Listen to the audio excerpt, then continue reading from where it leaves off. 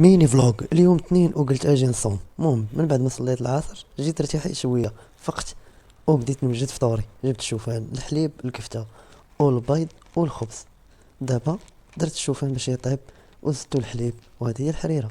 من بعد درت الماء يسخن ووجدت اتاي، ومن بعد بديت نصيب في الكفته اللي درتها على شكل كويرات باش من بعد غندير التقله. والله يسمح لنا من الوالدين صراحه والله. هنا وجدت الكفتة وقليتها مزيان. من بعد درتها شوية حيد من الزيت وسلقت البيض، وهنا درت الحليب باش يسخن وزدت عليه القهوة. ومن بعد بديت نوجد في الميزة ديال الفطور.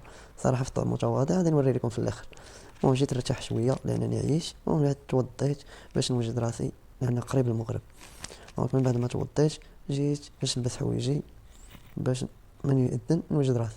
دونك هنايا هذا هو الفطور ديالي المتواضع: كفتة مقلية او البيض مسلوق، الحريره ديال الشوفان، الخبز، القهوه وحتى اتاي. هنايا من بعد ما اذن المهم الله يتقبل صيامنا، فرقت صيامي تميره وكويست الماء.